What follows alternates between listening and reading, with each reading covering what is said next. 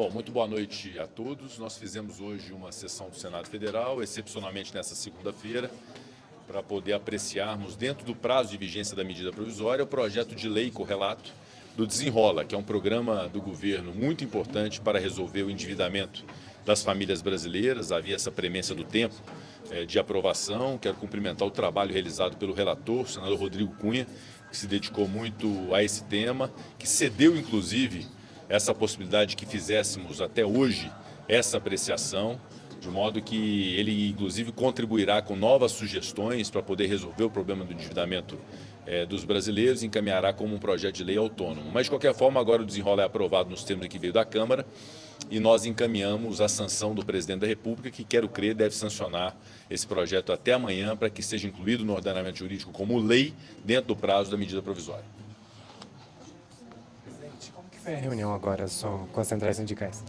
Nós recebemos agora, logo após a sessão, as centrais sindicais do Brasil, diversos representantes da Força Sindical, da CUT e de outras tantas centrais sindicais, preocupadas com essa questão da contribuição assistencial e de certa confusão que houve em relação à natureza jurídica da contribuição assistencial com a contribuição sindical. Eles vêm, então, entregar esse documento, que é um documento a partir da decisão do Supremo Tribunal Federal, de eles próprios regulando dentro do entendimento do Supremo Tribunal Federal para evitar retroatividade e, obviamente, ter prudência e cautela no uso desse instrumento jurídico que é a contribuição assistencial. E, de nossa parte, o que nós temos que promover no Senado é a busca do consenso entre os dois lados que interpretam essa questão da contribuição assistencial. A primeira premissa fundamental é de que não há na decisão do Supremo a revogação daquilo que foi feito pelo Congresso Nacional em 2017 na reforma trabalhista. A nossa reforma trabalhista se mantém intacta com a faculdade da contribuição sindical, que continua sendo não obrigatória.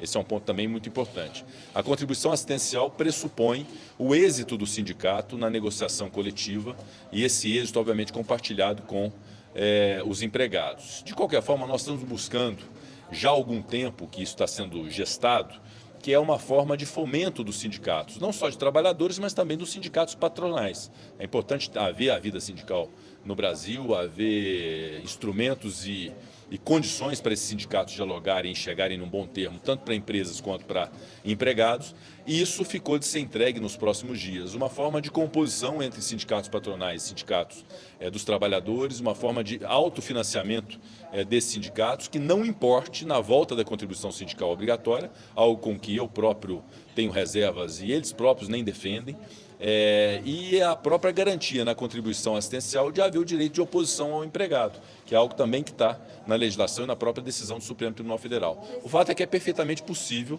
ter uma atividade sindical dentro de limites orçamentários que sejam possíveis para poder haver, tanto para empresas quanto para empregados, qualidade desse trabalho sindical, e é isso que nós estamos fazendo aqui hoje, ouvindo propostas justamente para chegar num consenso dos dois lados. Presidente, o texto do FIES que ainda vai ser discutido aqui para a questão das renegociações, na Câmara a oposição está em obstrução. Aqui a votação do Desenrola foi muito tranquila. Como é que está esse clima aqui no Senado para votar esse tipo de matéria, não só de interesse do governo, mas também dos estudantes que se formaram e não conseguiram pagar suas dívidas? Olha, óbvio que esse é um tema muito relevante, assim como nós votamos com prioridade o Desenrola, que resolve o endividamento das famílias brasileiras, nós temos que reconhecer o grande índice de endividamento de estudantes brasileiros em relação ao FIES. Então, propostas dessa natureza que visem equacionar essa realidade, que é uma realidade ruim, vindo do governo ou não, obviamente que haverá de ter preferência aqui no Senado Federal. Nós vamos ter toda a atenção com isso, como temos também atenção e dedicação ao projeto que veio da Câmara dos Deputados,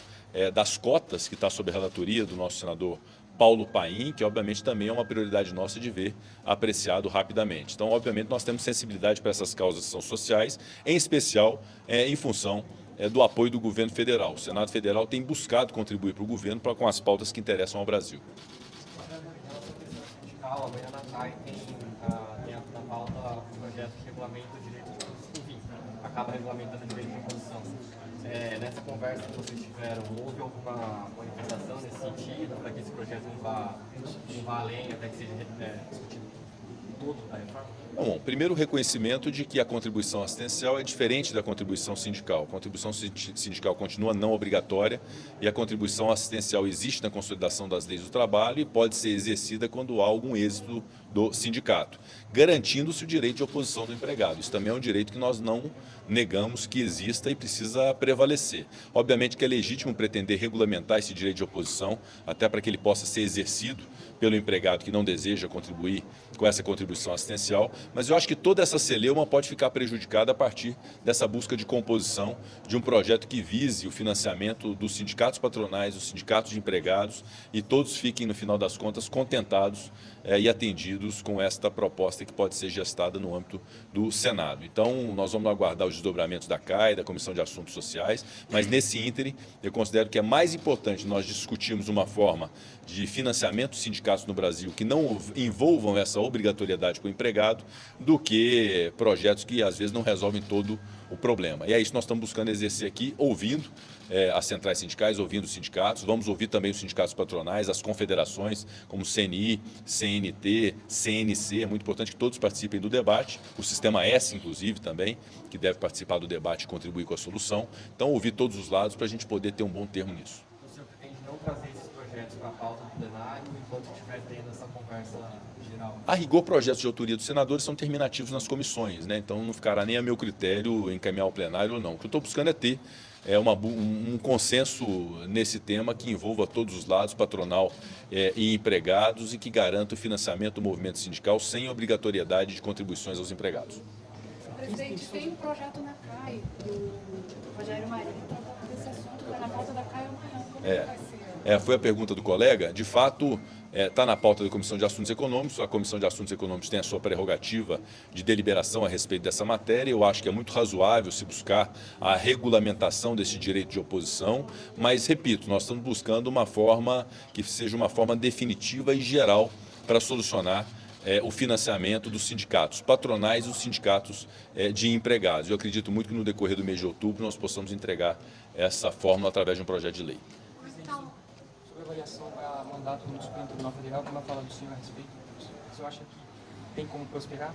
Bom, essa é uma tese que eu já defendi publicamente, continuo a defender, acho que seria bom para o Poder Judiciário, para a Suprema Corte do nosso país, seria bom para a sociedade brasileira termos uma limitação do mandato de ministros do Supremo. Agora que já resolverá a segunda vaga de responsabilidade do presidente Lula, eu acho que preenchida essa vaga é o momento de nós iniciarmos essa discussão no Senado Federal e buscarmos a elevação da idade mínima para ingresso no Supremo Tribunal Federal, a fixação de mandatos na Suprema Corte, num tempo que dê estabilidade jurídica até para a formação da jurisprudência do país. Essa é uma tese aplicada em outros países do mundo, é uma tese defendida por diversos segmentos, inclusive por ministros e ex-ministros do Supremo Tribunal Federal, e eu acho que é uma tese possível de ser debatida e discutida no Senado Federal.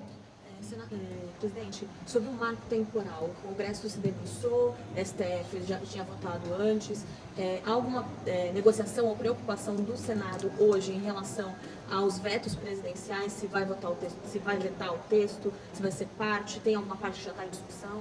A discussão do marco temporal, ela remonta a muitos anos no Congresso Nacional. A Câmara teve esse projeto tramitado durante mais de década e aprovou o projeto nesse ano, encaminhou ao Senado Federal, nós o recebemos, fizemos um acordo nesse sentido de procedimento, eu não permiti que fosse ao plenário do Senado diretamente como urgência, submeti às comissões do Senado Federal, tanto a Comissão de Agricultura como a Comissão de Constituição e Justiça, foram deliberadas essa matéria, foi deliberada essa matéria nas duas comissões, e havia um compromisso de minha parte de deliberadas nas comissões, aí sim, só depois disso, submeter ao plenário do Senado. Então cumprimos o acordo, é aquilo que eu havia palavrado com os líderes no Colégio de Líderes em relação a esse projeto, e o entendimento da maioria do Senado, respeitado obviamente a minoria que pensa diferente, foi no sentido da fixação do marco temporal, que na verdade era uma tese do próprio Supremo Tribunal Federal anos atrás, e que agora houve uma reversão de entendimento pelo Supremo Tribunal Federal. A partir dessa votação, agora há uma etapa que é uma etapa importante, que é a que aperfeiçoou o projeto de lei, que é a da sanção ou do veto do presidente da República. Havendo sanção, vai para o ordenamento jurídico como lei. Havendo veto, ainda será submetido ao Congresso Nacional. De modo que o que eu posso dizer é que o Congresso Nacional, tanto Câmara quanto Senado, afirmou o Congresso a constitucionalidade do projeto, tanto que votou o projeto e o seu mérito. E agora cabe ao presidente da República avaliar na apreciação da sanção do veto do projeto. Obrigado. Obrigado. Obrigada, presidente.